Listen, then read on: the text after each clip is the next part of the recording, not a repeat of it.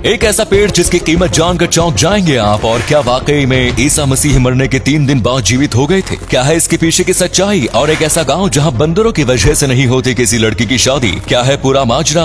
और ऐसी क्या थी वजह कि जिन हाथों ने कलम पकड़कर कविताएं लिखी उसने बना डाली AK-47? और कैसे बनाते हैं दुकानदार आपको उल्लू, जानेंगे आज की वीडियो में। तो बने रहिए हमारी आज की वीडियो के साथ अंत तक। नंबर 1 दोस्तों, लाल चंदन के पेड़ दुनिया भर के लिए दुर्लभ है। इसे लाल सोना, रक्त चंदन इत्यादि नामों से जाना जाता है। भारत में रक्त चंदन के पेड़ आंध्र प्रदेश की शेषाचलम की पहाड़ियों में पाए जाते हैं। इस पेड़ की तस्करी बड़े स्तर पर की जाती है, जिस वजह से इन चंदन के पेड़ों की सुरक्षा स्पेशल टास्क फोर्स के जवान करते हैं। आपको जानकर हैरानी होगी कि 1 किलो लाल चंदन की कीमत 90,000 से लेकर 1.5 लाख रुपए तक है। आपको बता दें कि रक्त चंदन बहुत ही गुणकारी होता है। इसका हिंदू धर्म में भी विशेष महत्व है। रक्त चंदन की लकड़ी का शराब और कॉस्मेटिक्स में भी इस्तेमाल होता है। इसकी इन खासियत की वजह से ही चीन में भी रक्त चंदन के पेड़ की खास मांग है। नंबर 2 दोस्तों, आपने किताबों में ये जरूर पढ़ा होगा कि ईसा मसीह के मरने के बाद 3 दिन बाद वो पुनर्जीवित हो उठे थे। लेकिन क्या सच में ईसा मसीह पुनर्जीवित हुए थे? क्या है इसके पीछे की सच्चाई, ये जानते हैं। वैसे यीशु के अनुयायियों का मानना है कि वे सूली पर चढ़ने और दफनाए जाने के बाद फिर से जीवित प्रकट हुए। उन लोगों ने न केवल उन्हें देखना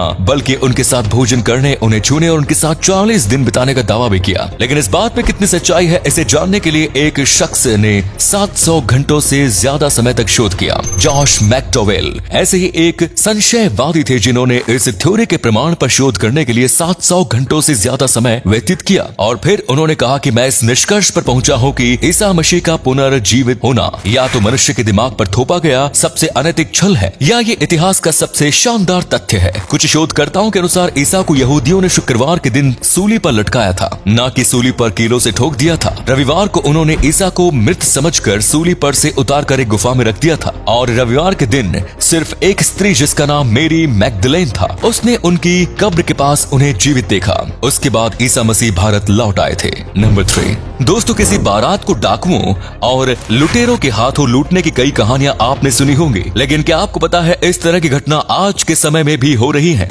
जी हाँ, आज भी एक गांव ऐसा है जहां बारात लेकर जाना खतरे से खाली नहीं है। यहाँ लुटेरों का साहस इस कदर बढ़ गया है कि इस गांव में जाने से पहले बारातियों के हाथ पैर फूल जाते हैं। पर आपको हैरानी होगी जानकर कि यहाँ लुटेरा कोई इंसान नहीं बल्कि बंदरों का गैंग है। इन बंदरों के उत्पात के कारण गांव की लड़कियों की शादी पर ग्रहण लग गया है। यह अनोखी घटना बिहार की राजधानी पटना के पास एक गांव की है। इस गांव के बंदरों के उत्पात के आगे इंसान बेबस हो चुका है। बंदर इतने बेखौफ हो चुके हैं कि उन्हें भगाने का हर तरीका नाकाम हो चुका है। गाँव के लोग बताते हैं कि बंदरों की वजह से लोग इस गाँव में विवाह करने से कतराते हैं। नंबर 4 कलम और बंदूक का कोई मेल नहीं हो सकता। जिन हाथों ने कलम उठा ली थी वो बंदूक भला कैसे उठा सकते हैं? लेकिन आपको ये जानकर हैरानी होगी कि 20वीं सदी का सबसे खतरनाक हथियार माना जाने वाला यानी कि AK-47 राइफल उन हाथों ने बनाई थी जिन हाथों ने कलम पकड़कर सैकड़ों कविताएं लिखी थी। हम यहाँ बात कर रहे हैं मिखाइल कलाश्निकोव की।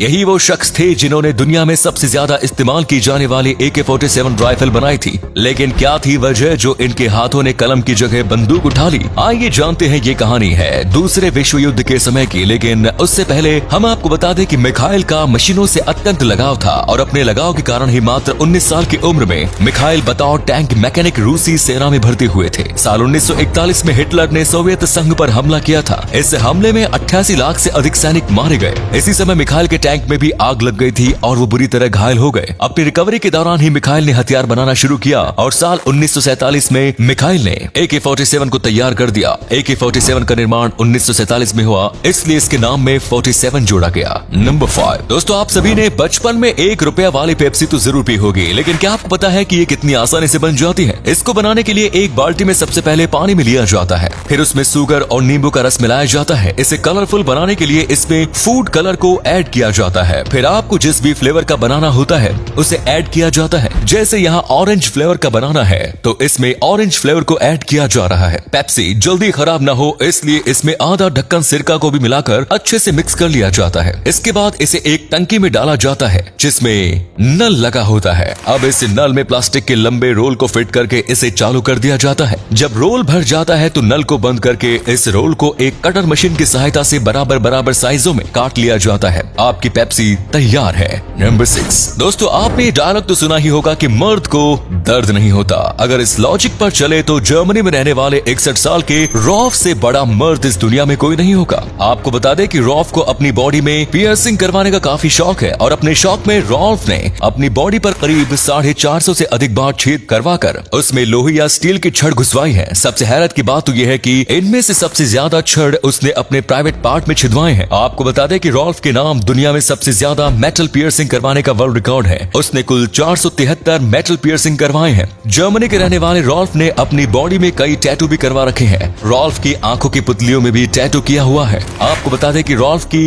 मेटल पियर्सिंग और टैटू ने उन्हें इतना खतरनाक बना दिया है कि कई बार लोग उन्हें आदमी नहीं बल्कि शैतान समझ बैठते हैं। और अगले फैक्ट पर जाने से पहले इस फोटो को ध्यान से देखिए और बताइए कि आपको किस महान व्यक्ति का फोटो दिखाई दे रहा है। इससे पता लगेगा आपका दिमाग और आपकी आंखें कितनी तेज हैं। मिलते हैं आपको 5 सेकंड्स। नंबर 7। दोस्तों, क्या आपको पता है कि कुछ शातिर फुटपाथी दुकानदार आपकी आंखों के सामने ही आपको उल्लू बना देते हैं? जी हाँ, आपने बिल्कुल सही सुना। आपने ये तो देखा ही होगा कि फुटपाथी दुकानदार नाप तौल के लिए बटखरे का इस्तेमाल करते हैं, पर क्या आपको पता है कि 1 किलो और 2 किलो के बटखरे के पीछे एक होल होता है जिसमें रागा डाला रहता है? दरअसल जो शातिर दुकानदार होते हैं वो रागा को पिघलाकर निकाल लेते हैं। इससे बटखरा का वजन लगभग 100 ग्राम तक कम हो जाता है और इस तरह वे हर दिन ग्राहकों को चूना लगाते हैं। नंबर 8। लो जी, आ गया दुनिया का पहला स्मार्ट नमक का डिब्बा जो कि आपके फोन से कनेक्ट हो जाएगा। वैसे अपने आप आपके खाने में नमक नहीं डलेगा, वो तो आपको खुद ही करना होगा, लेकिन ये आपके लिए गाना जरूर बजा देगा। अरे अरे रुको भाई, इसके और भी फीचर्स हैं। एक ऐसा